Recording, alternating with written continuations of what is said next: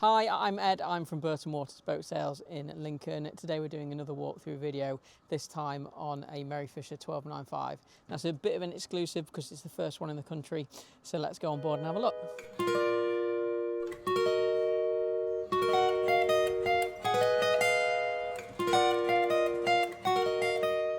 So we've covered a lot of the Merry Fisher range on our YouTube videos. As Jeanneau dealers, we've sold pretty much all of them.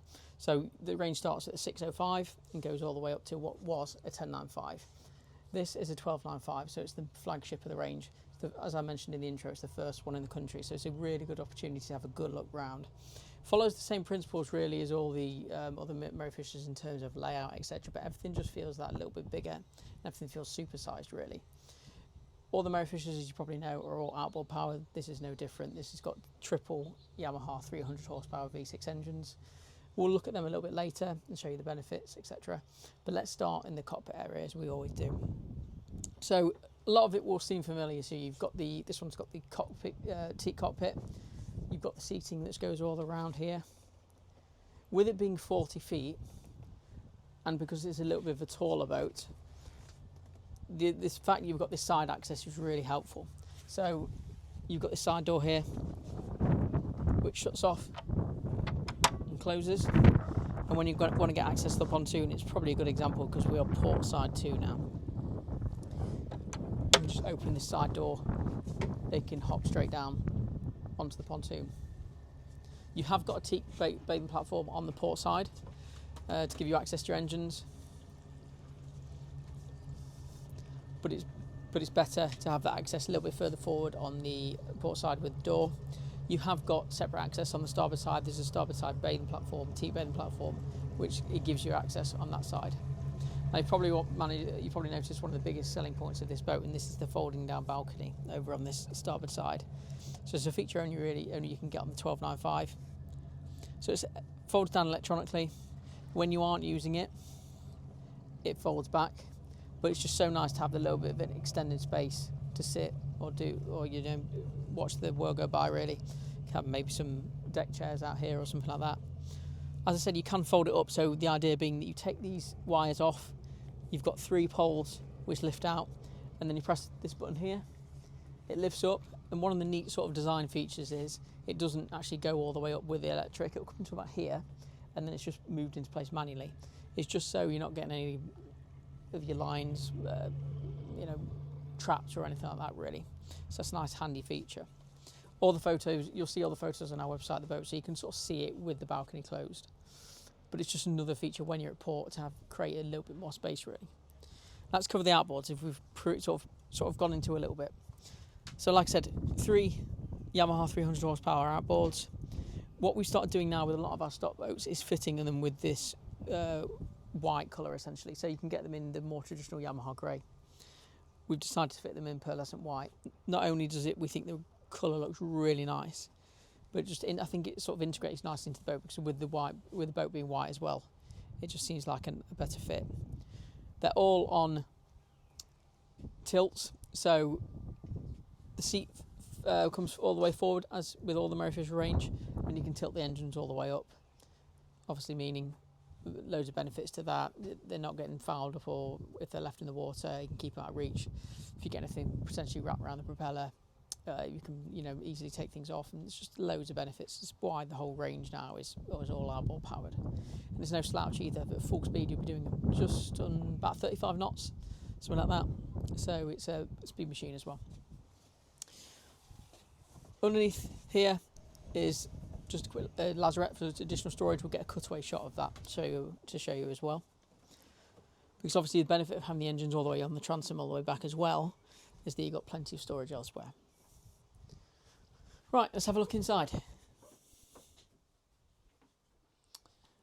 So again, it feels like a step up in terms of accommodation. On this one in particular, you've got the galley over to the port side. Now, a lot of the Merry Fisher range, the galley's over on the starboard. So with this one, you've got a gas hob. Got a couple of sinks. Some nice storage underneath here as well. Under there, you've got like a cool storage area. And the sort of benefit of having the additional size is the galley sort of continues over to the starboard side as well.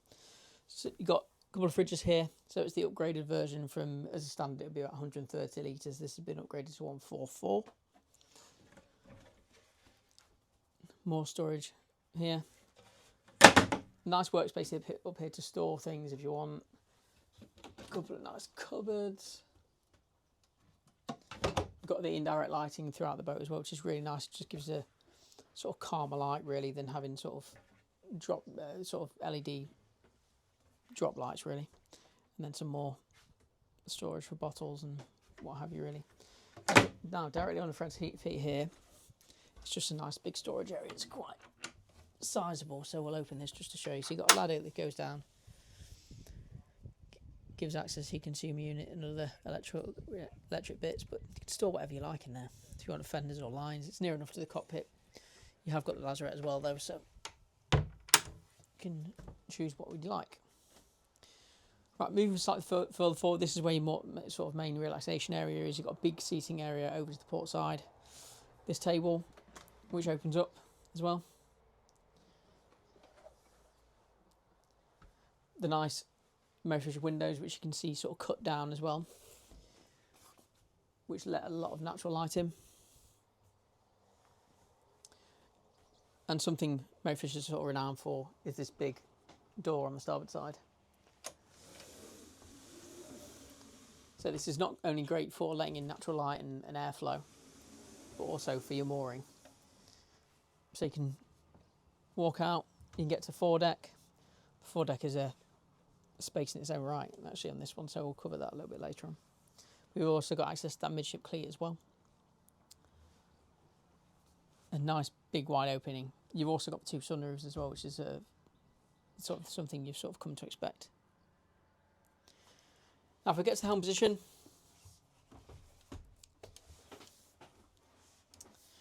so it's all pretty recognisable. We've left the dashboard blank. We are going to fit chart plotters on, so we've assigned twin 12-inch chart plotters to be fitted on there, so they will be done. So you can use the boat C quite comfortably. If you're quick and you get the boat, you know, you can choose what you want. Essentially, if you want to buy the boat before we do it, you know, more than welcome to do that. In terms of the propulsion system, so you've got 3 engines but 2 throttles. It's all integrated to the joystick and the throttles here. So you've got all your engine controls. This is a variable bow thruster. So the main difference between that and the normal bow thruster is when you press a normal bow thruster, it will give you a thrust essentially. This is the harder you push it, the more thrust you get. So you can be quite more detailed with how much thrust you want to get. That's also integrated as well into this joystick on the side here. So the idea being that you can twist the joystick like that and that'll turn you on the spot. You can press it to the side, that'll push you to the side. And backward and forward as well. Like I said, it integrates the thruster to give you ultimate control. I've used it, it's really straightforward, really simple. It's one of the better systems I've used actually. But if you're a traditionalist and you want to use the throttles, you can do. So you've got a couple of throttles here, they work traditionally. So you can obviously put them in forward, neutral, and reverse. It tells you when it's in gear because the light changes. These throttles have really come on certainly since I've been here. You get so much more input and options to use it nowadays. You've got, for example, your Yamaha autopilot down here as well, which is a really good feature.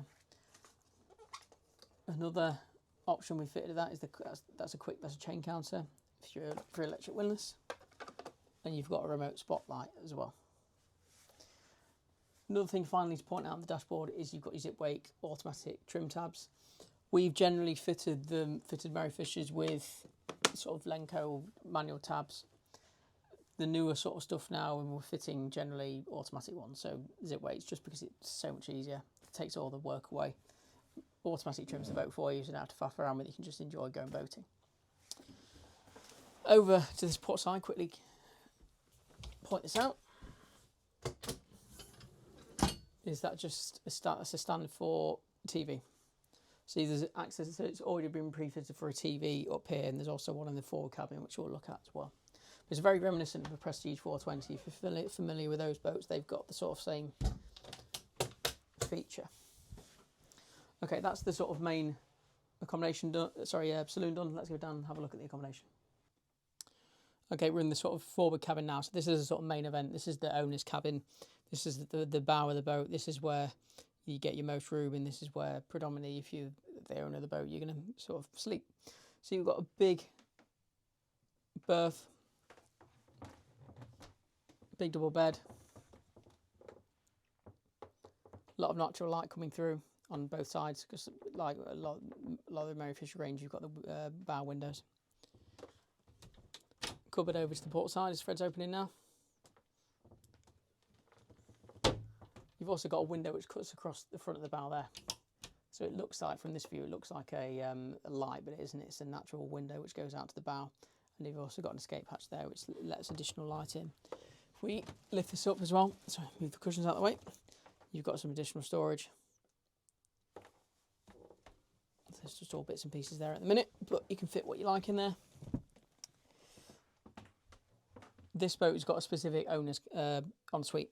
So Fred gets in there, you'll see there's an electric toilet over to the left-hand side, and a separate shower area as well, which is a nice feature really, because it's nice to have when you sort of get up to this size. It's nice to have a separate area where you know your toilet's not gonna get wet when you put the shower on. So it sort of closes.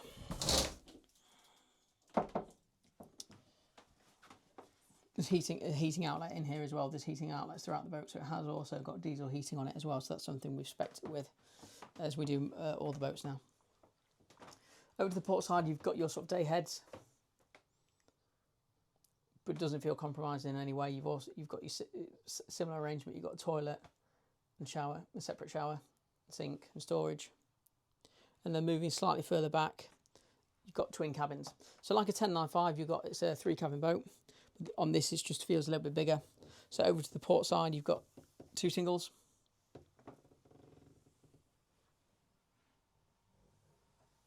Similar arrangement on the starboard side. You can push the beds together.